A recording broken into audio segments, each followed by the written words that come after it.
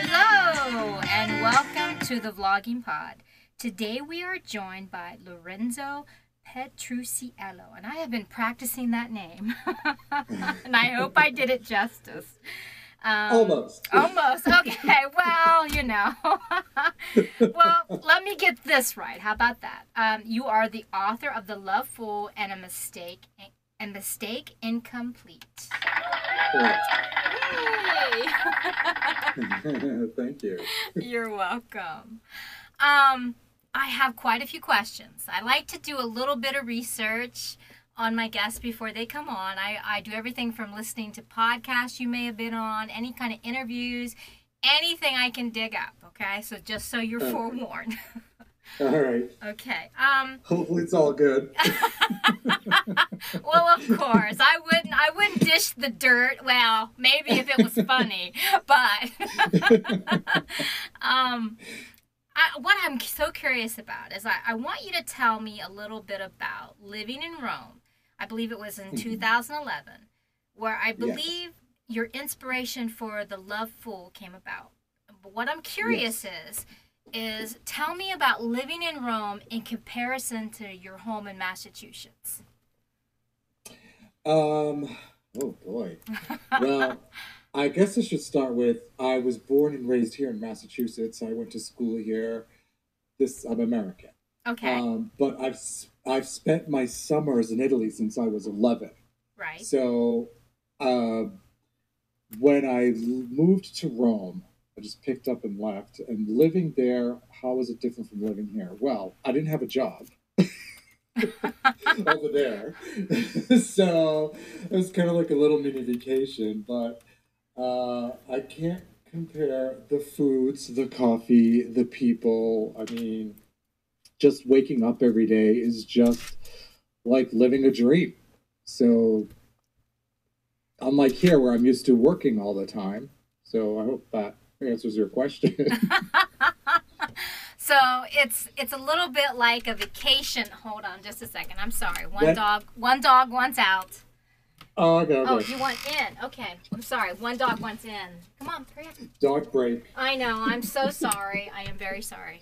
That's okay. Anyways, I thought they were both in here. Apparently, I was wrong. And one was trying to let me know the other one wanted in. So there you go. Yeah. That's nice. Well, sometimes. Sometimes they're nice. But this isn't about me. This is about you. Go ahead. Were you going to say something? No, I was just going to say, as far as the way I was living, it was a little more vacation time while I was there because I wasn't working much. So I was allowed to go walk around the city and explore it because I really didn't know Rome. I had visited a couple of times, but I'd never actually seen Rome until I was living there in 2011. And I had a lot of time to myself. I did have a part-time gig of blogging for a food tour company. And so part of my job was to research local Roman foods and dishes and cuisine. So that was fun too. So it forced me to explore the city. Nice. Yeah. I mean, which is how I got inspired to write the scenes in The Love Fool. Nice. I think it's awesome that you can find inspiration plus work in a situation where it's like a vacation too. You know what I mean? Exactly. That is the ultimate.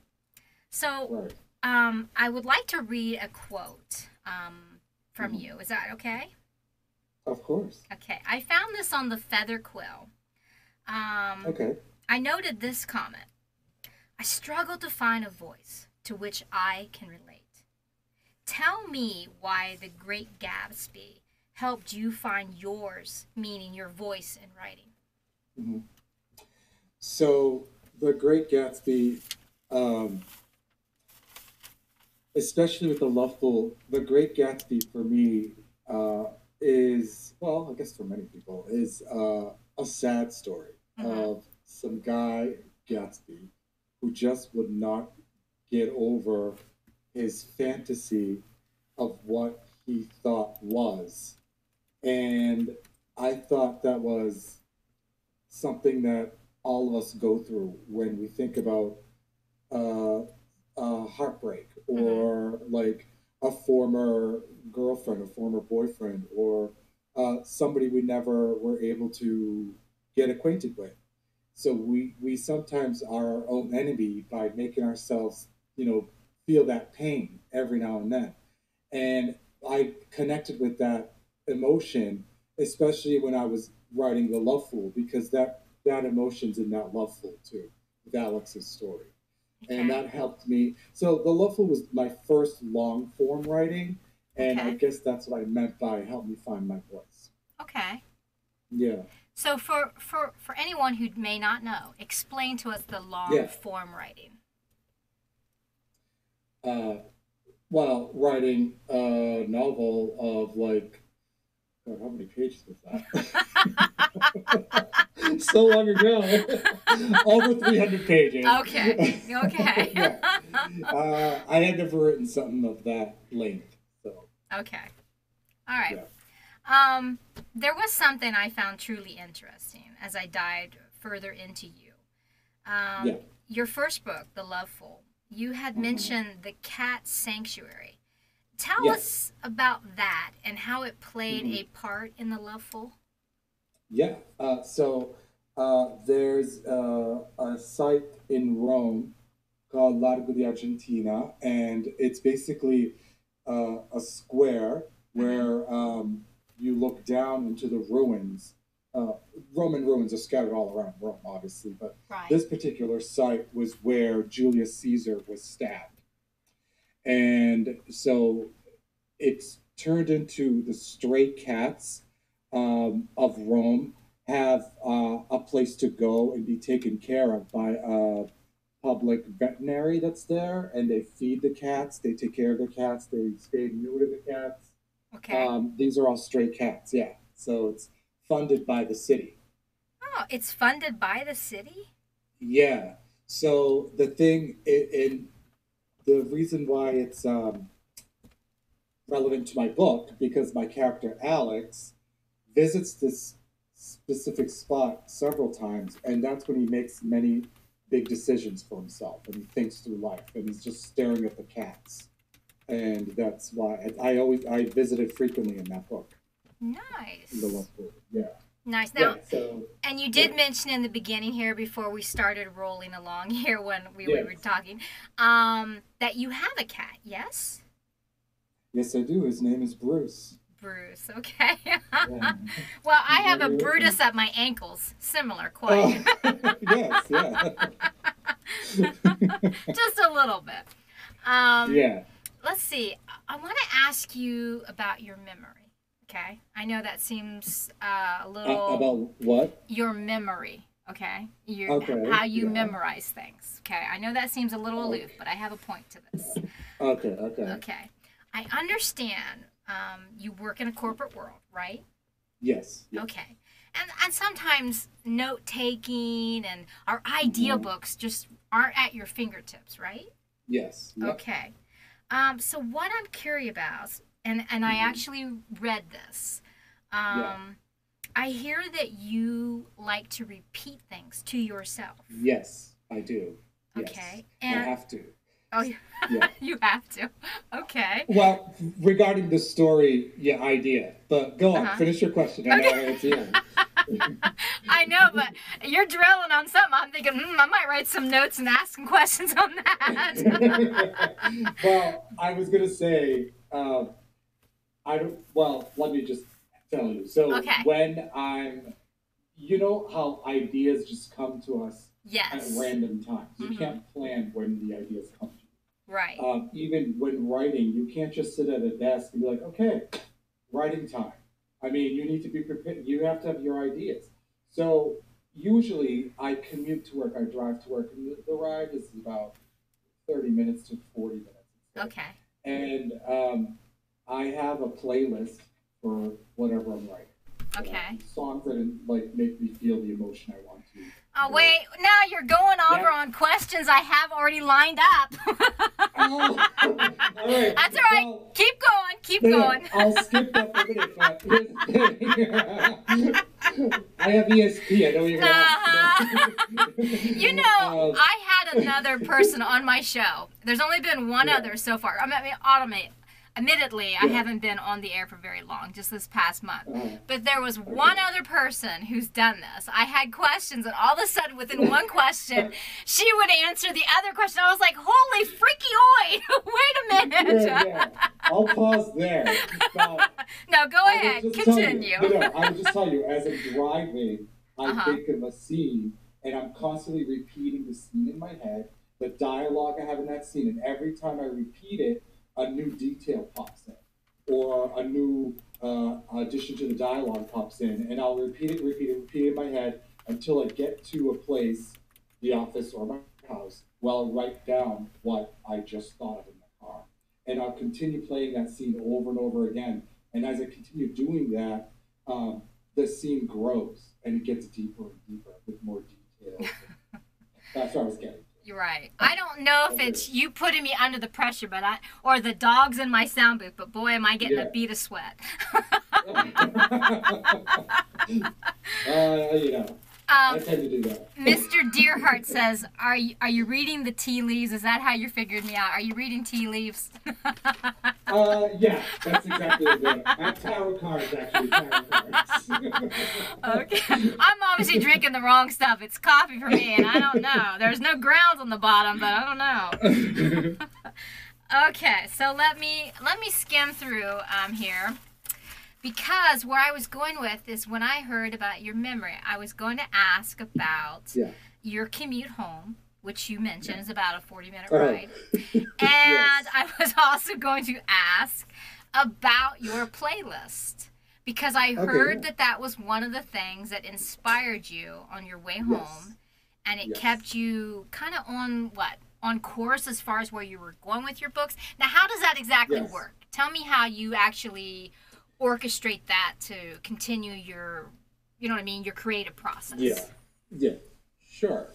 So when I have a story in mind, I'll talk about A Mistake Incomplete, for example, my latest book. I'll have this story in mind, and I'll think of it as a movie in my head.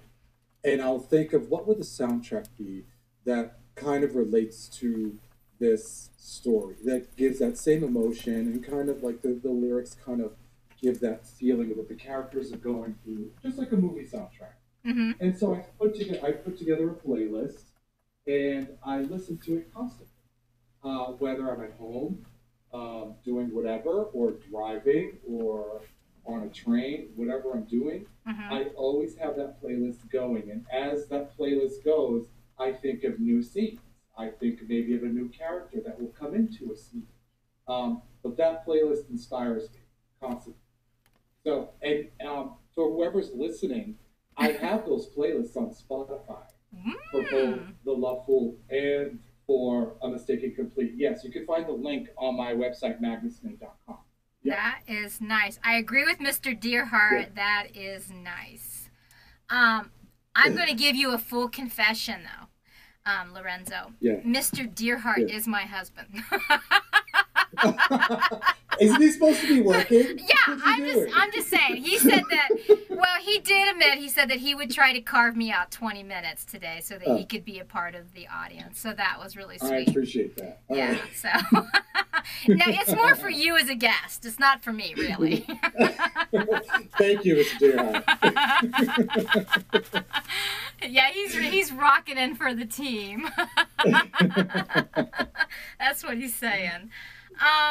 So let's see. I want to hear a little bit more about A Mistake Incomplete. I mean, how did this book come about? I mean, I know your first book was an inspiration from Rome, but tell me how this one came about. So I am a big fan of classic films, especially Hitchcock films and noir films. Right. So I watch them quite often.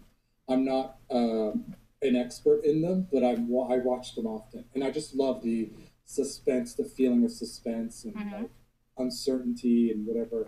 So I wanted to write. I want my writing to have that, or evoke that type of feeling.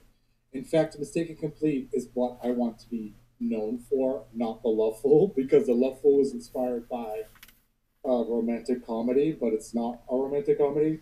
Okay. A Mistaken Complete is more of a noir suspense, darker type of story. Okay. And I was inspired by all the classics films like Gilda, North by Northwest, To Catch a Thief, The Third Man. So that's what inspired me. And I said it in Milan because that's for me because I did a study abroad in Milan back in the 90s, late Okay. 90s, and I wanted to give a little homage to that period of my life. Nice. Tell Yeah. me a little bit about how being bilingual came about. Well, I was born and raised speaking both languages. Okay. So, but the Italian I was raised speaking is a dialect from like an area of Italy where we're from, which is southern Italy. Okay. But so I grew up speaking both most all my life, obviously, and I guess, and then I learned to read, write, and composition, etc. while I was going to Italy every summer because I was tutored by a family friend who used to be a teacher Nice. for a couple of summers. Yeah. Nice. Yeah. Very nice. Now, in full disclosure, I have your website up, Okay. and I want to ask you about. Stop. That not you. An incomplete thief, and I'm sorry, an incompetent thief makes another attempt at burglary. A hopeless bartender struggles to manage her last patron. The pair reluctantly works together to figure out why a man they presume dead may have returned, while a lonely tourist inadvertently gets in the way. So can you elaborate a little bit more on that? I mean, can you give us something that really pulls us in? Yeah. So that's obviously the description of A Mistaken Complete.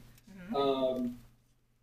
Something that pulls you in. Let's see. This story is about a man, an incompetent thief, who is at a point in his life who realizes that he's older. Life's a little different. Life's not as easy as it used to be when he was younger and good looking. And so doesn't that happen to us all? Yeah, it's all late.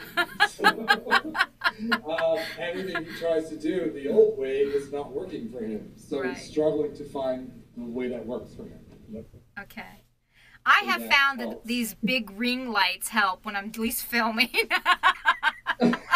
Kind of blurs, yeah. kind of Yes, exactly. kind of blurs the lines a little bit. Yeah. Or stay in the shadows. Yes, right. Okay, we're just a few minutes, we're just a few seconds over, but I do want to ask you one following question. Now, take your time with this, okay? Yeah. What is one thing, no matter how much we search the internet on you, we would not find, but is crucial to who you are as a person? Oh. Jeez. Take your time. It's all right. What? I don't know what's on the internet and what's not. Let me see. As crucial as let's see. I don't know. I mean, it's obvious I like to eat and drink. Okay. It's all over my Instagram. Right. Uh, Well, being a food blogger, we kind of got that too. yeah. I know. Let's see. I know. Let's see. I wrote these books.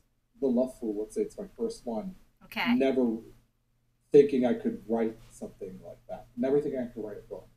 And I know it's not like the best polished writing, but it's my first book. And there are many people like me out there that hesitate on trying to do something like this. Mm-hmm. And I basically, I always questioned myself, can I do it? Can I do it? Can I do it? And I do that a lot with everything I do. I do it a little too much. So I guess, does that answer that question? Okay. Yes, I think it I does. question myself a lot. Yeah. You know what? I think as authors, we all do. We all question ourselves a Yeah. little bit more because when you Yes. get ready to publish, it's not just you critiquing yourself. Although we are our worst critics, you put yourself Yeah. out there for everybody, and I think that's what it takes a Right. very strong center to be able to do that. You know what I Yes. mean? It really does. It Yeah. takes And a thick and skin or whatever you yeah. want to call it. You know what I mean? It takes a lot to do Exactly. that. I want to thank you so Right. And the last much. thing, Go ahead. yeah. Sorry, I just wanted to say Okay. to everybody listening that if I can do it, you can do it. So don't hesitate. Just do Right. it. I agree. I agree with that. I Yeah. want to thank you Yeah. so much for being on the show with us today. And thank you Thank so you. much for all of our guests today. And guests, that's you. All of our audience today. Thank Yeah. you so much. And I look forward to seeing you all again here next. I think we have our next guest is next Tuesday. So have a great evening, everyone. Thank you again for coming in. Bye-bye.